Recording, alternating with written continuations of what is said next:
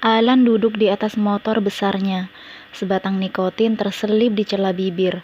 Tatapan mata tajamnya mengikuti pergerakan seorang gadis yang melangkah memasuki gerbang kampus dengan kepala menunduk. Gadis itu adalah gadis yang sering Alan perhatikan. Gadis pendiam dengan sejuta pesona yang dimilikinya. Seorang gadis yang mengenakan cincin yang sama seperti yang tersemat di jari manis Alan. Gadis itu bernama Corinne Natasha. Memang pendiam sejak bertahun-tahun Alan mengenalnya. Orin, atau yang biasa Alan panggil Tasha, adalah adik kelasnya di SMP dan kekasihnya di SMA. Dia adalah pacar pertama Alan dan juga mantan pacar pertamanya. Mantan pacar, begitulah menurut Alan. Alan meninggalkannya begitu saja saat acara kelulusannya di SMA. Mungkin kini Tasha membencinya. Sekarang, Tasha adalah adik tingkat Alan.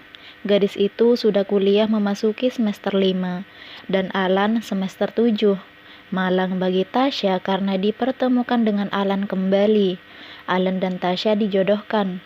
Demi matahari yang hanya muncul pada siang hari, Alan telah menolak perjodohan mereka. Alan mati-matian menolaknya. Ia menghalalkan segala cara untuk membatalkan perjodohan mereka. Namun, tak ada satupun yang berhasil. Sedangkan Tasha, Alan tahu gadis itu juga tak setuju. Tapi Tasha hanya gadis lugu yang mengikuti semua kehendak orang tuanya. Tidak seperti Alan yang pembangkang. Pada akhirnya, Tasha hanya bisa menerima ketika pertunangan mereka meningkat status menjadi pernikahan. Alan dan Tasha telah menikah seminggu yang lalu tanpa seorang pun rakyat kampus yang tahu. Setidaknya itu yang Alan ketahui.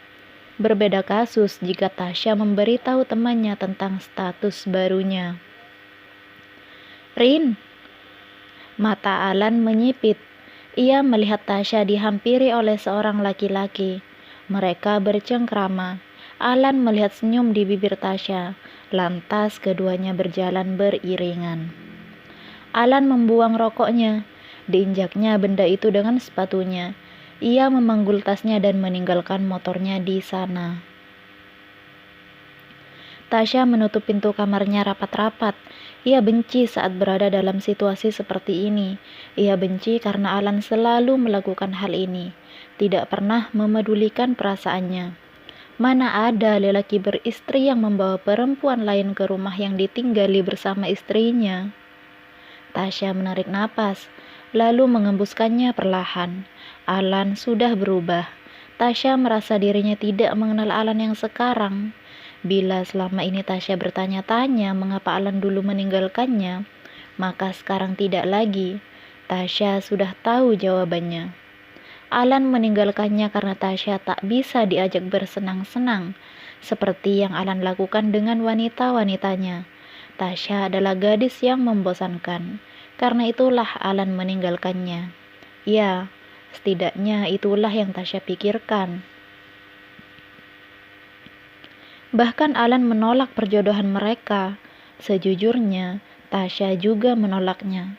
Tapi ia terlalu takut untuk mengutarakannya secara langsung. Kisahnya dan Alan semasa SMA tak akan pernah terulang lagi. Tasha tahu dan sadar akan hal itu.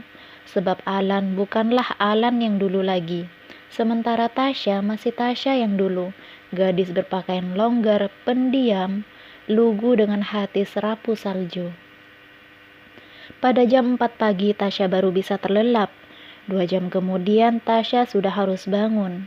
Itu semua sudah seperti rutinitasnya saja semenjak ia tinggal seatap dengan Alan seminggu yang lalu. Bangun jam 6 membereskan apartemen, membuat sarapan lalu berangkat kuliah kalau ada jadwal pagi, dan berdiam diri di apartemen setelah membuat sarapan kalau jadwal kuliahnya dimulai siang hari. Sementara jika kuliahnya libur, Tasha hanya akan membaca buku di kamar juga sambil belajar. Hidupnya terlalu monoton, kegiatan dan lingkungannya hanya itu-itu saja. Setelah mandi, Tasha keluar dari kamar. Seperti biasa, Alan tertidur di sofa ruang tamu yang sudah berantakan. Lelaki itu bertelanjang dada. Wajar saja, Alan menghabiskan malamnya dengan beraktivitas fisik. Tasya sudah hafal kebiasaan Alan. Selama 2 kali dalam seminggu, Alan akan membawa pulang wanitanya. Paginya, laki-laki itu akan Tasya temukan tengah tidur di sofa. Alan akan bangun jam 10 nanti. Tasya dan Alan memang tinggal seatap, namun mereka jarang sekali bercengkrama. Alan seolah tak pernah menganggap keberadaan Tasya di sana. Mereka hanya berbicara kalau ada hal penting. Jika tidak, sekadar ucapan selamat pagi pun tidak ada. Tasya belum bisa memasak. Ia hanya bisa memanaskan air, mengolah mie instan, membuat nasi goreng dan menggoreng telur mata sapi. Selain itu, Tasya belum bisa memasak apapun. Tasya memakan sarapannya dalam diam. Ia dan Alan memang tidak pernah makan bersama di meja makan. Seingat Tasya, Alan tidak pernah makan di rumah, apartemen. Laki-laki itu lebih banyak menghabiskan waktunya di luar. Ketika pulang pasti membawa botol minuman keras di tangannya. Tasya tidak berani menegur karena Alan bukan Alan yang dulu lagi. Alan bukan Alannya. Alannya, nyatanya tak pernah ada kata putus di antara mereka. Oh, Tasya melupakan sesuatu.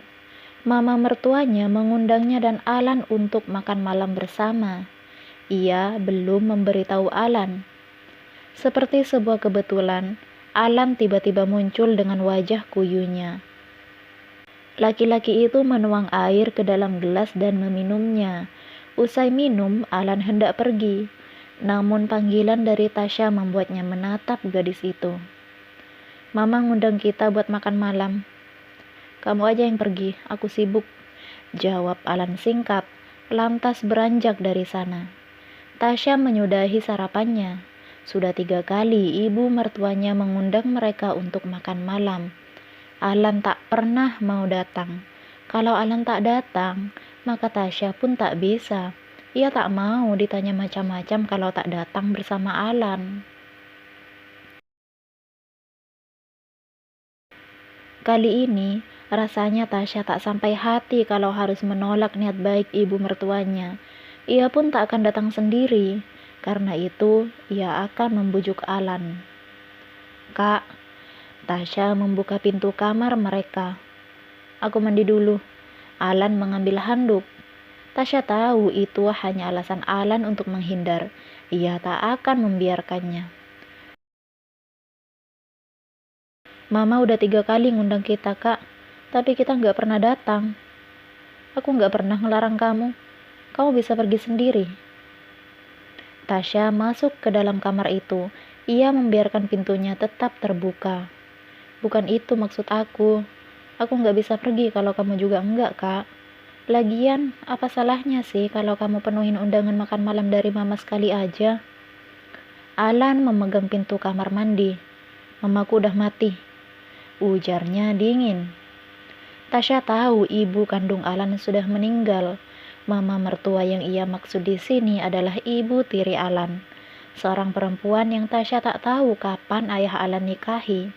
Namun, meski ibu tiri, pantaskah bila Alan tak menghargainya? Sedikit demi sedikit Tasya tahu bahwa ada yang tidak beres di dalam keluarga Alan.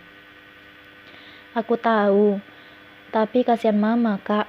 Aku juga nggak enak kalau nolak terus. Alan yang sudah membuka pintu kamar mandi menutupnya kembali dengan kasar hingga terdengar bunyi berdebam yang mengagetkan Tasya. Dengar, Tasya.